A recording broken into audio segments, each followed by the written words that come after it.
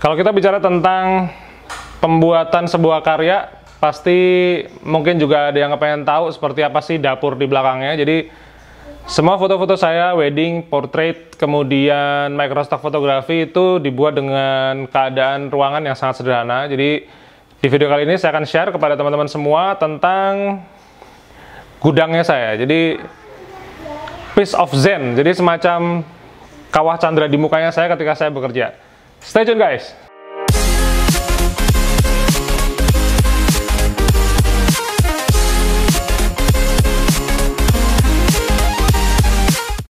Halo teman-teman semua, nama saya Bima Aditya. Terima kasih sekali sudah datang ke channel YouTube saya. Jadi hari ini saya akan share tentang setup ruangan kerja saya yang sangat sederhana, menyerupai gudang gitu ya. Saya sudah bertahun-tahun menggunakan meja, ini adalah meja makan warisan mama saya dari Jakarta. Kemudian dibawa ke Jogja, yang sekarang saya coverin pakai semacam kain vinil warna hitam karena saya sering motret di sini, sering makan juga di sini. Jadi ini sebenarnya meja serbaguna. Nah, di belakang saya ada iMac. Ini adalah iMac yang waktu itu dibeli tahun 2011. Jadi udah lama banget ya. Jadi ketika saya bekerja untuk keperluan wedding, website yang ada di belakang ini adalah money machine saya. Jadi saya memasarkan semua pre-wedding, portrait, foto-foto segala macam semua lewat website. Jadi ini website sederhana lah, teman-teman bisa bikin sendiri.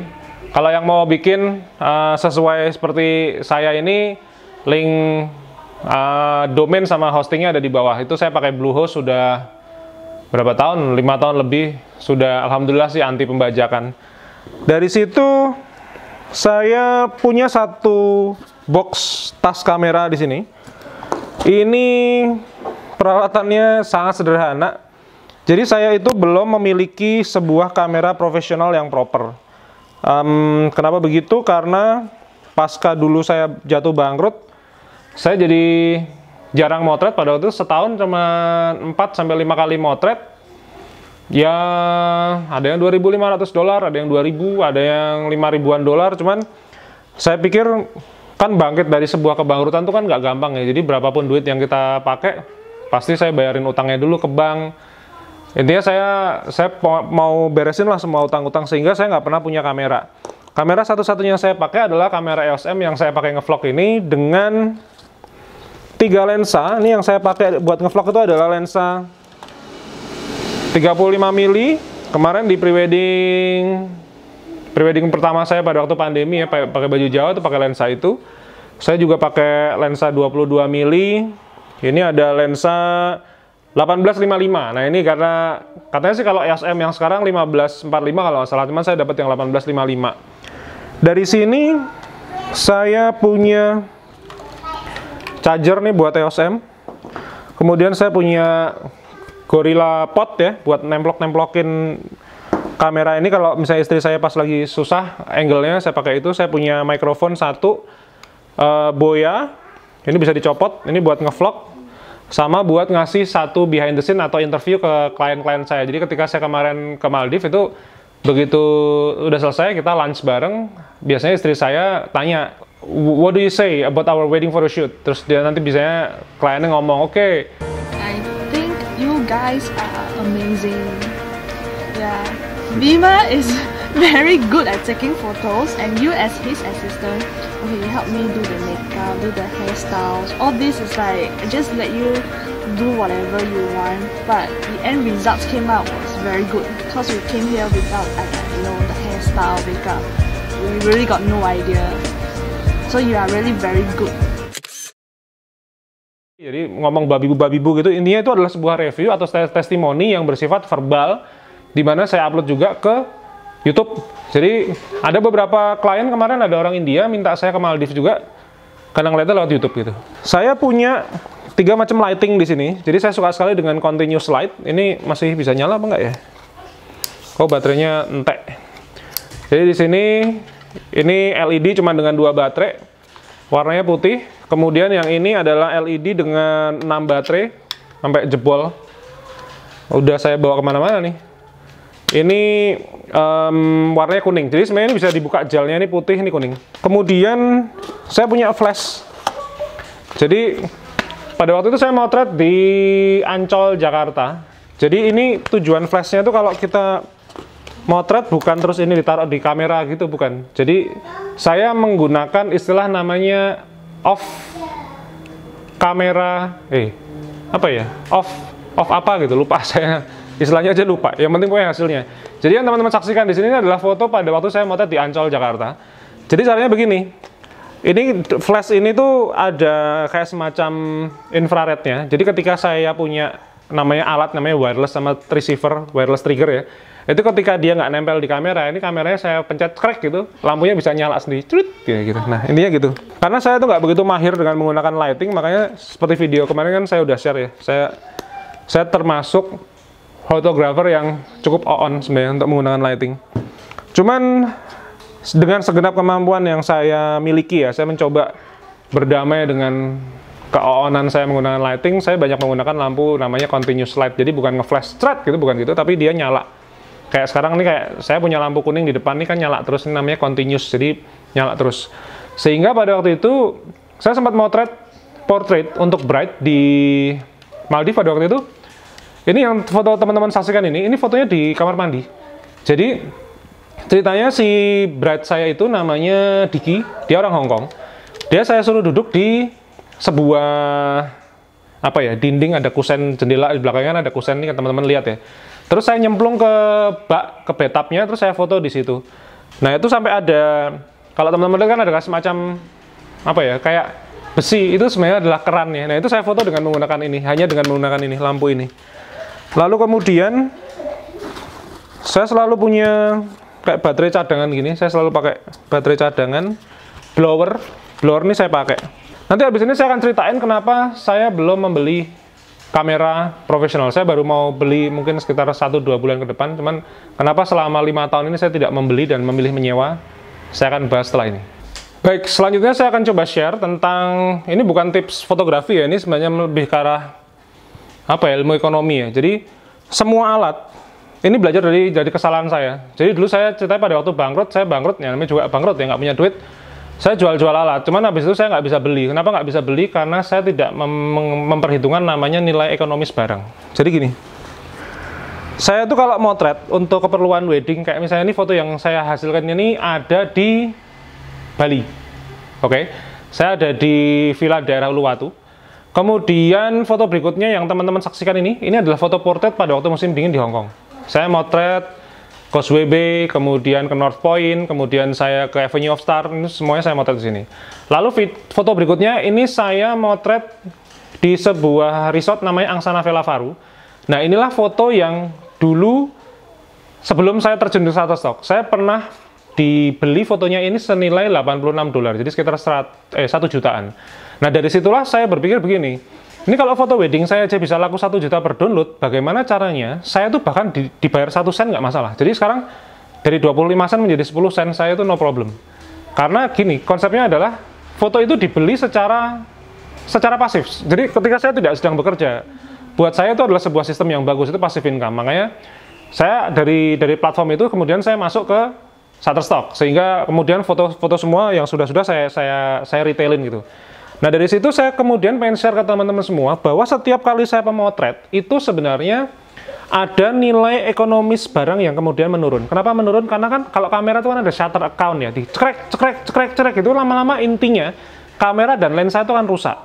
Nah dari situlah teman-teman perlu memperhitungkan namanya nilai ekonomis barang. Dengan saya menyewa, saya tahu persis berapa kebutuhan saya untuk setiap kali pemotretan. Jadi kalau misalnya saya motret nih, ini satu set rangkaian alat-alat saya ya. Saya selalu membawa 2 body. 2 body itu bisa jadi satu body profesional, satu juga dengan EOS M. Kemudian saya untuk lensa profesionalnya saya biasanya bawa 3 biji. Satu namanya lensa wide. Favorit saya kalau di Canon ada namanya 1635 f2,8 L series. Saya selalu pakai L series. Kalau enggak ya rada-rada turun dikit nggak masalah. Cuman saya fokusnya adalah diafragmanya yang besar sehingga saya bisa dapat kualitas yang bagus. Kemudian kalau sudah, saya menggunakan lensa zoom atau tele gitu, yang 70-200. Jadi ketika saya motret jarak jauh misalnya, ya saya nggak ada kendala gitu ya. Kemudian saya juga pastikan kalau teman-teman yang paham dengan dunia fotografi, diafragmanya harus f2,8. Saya nggak mau lebih kecil dari itu, saya nggak mau gitu. Lalu yang satu lagi lensa fix, bisa 50 mili f1,4 atau 85 mili f1418 sejenis itu. Saya juga nggak ada masalah dengan hal itu. Jadi saya bawa 3 lensa. Setelah itu kemudian saya kalkulasiin, termasuk kadang-kadang saya bawa laptop segala macam. Laptopnya masih pinjem punya istri saya. Jadi saya barang iMac itu cuma punya satu ini. Kalau laptop saya pakai laptop apapun, kerjaan biasa gitu. Dari situ saya punya kalkulasi bahwa setiap hari saya memotret itu saya akan mengeluarkan uang 500.000. Makanya ketika saya motret kemarin ke Hong Kong ya, itu saya pergi hari ini hari Senin. Hari Senin saya berangkat tuh take off jam maghrib gitu ya, sampai Malaysia terus besoknya ke Hong Kong segala macam.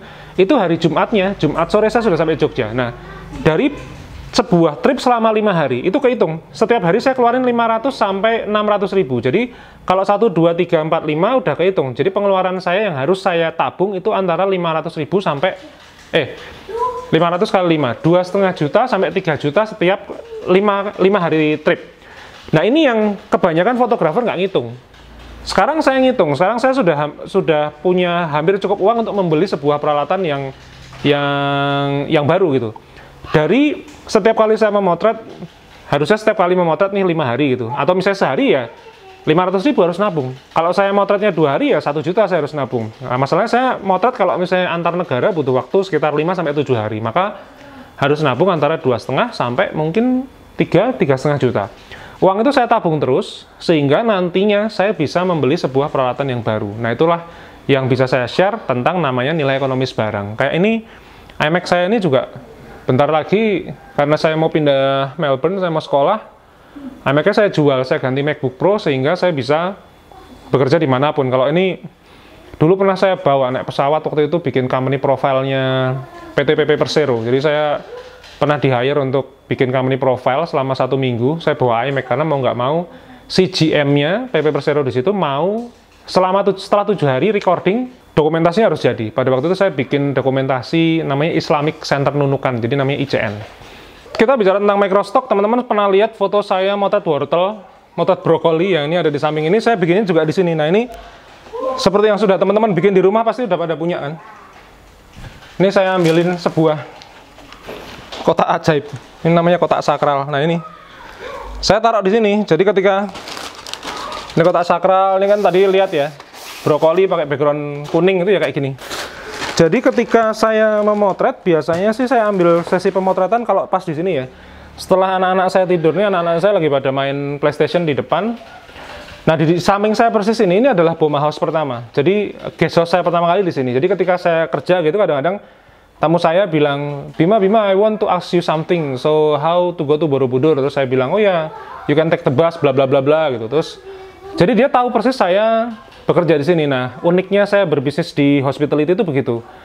Kalau dulu di guest house pertama sampai guest house kedua, ketika saya memotret sama Nina, itu guest house saya tutup.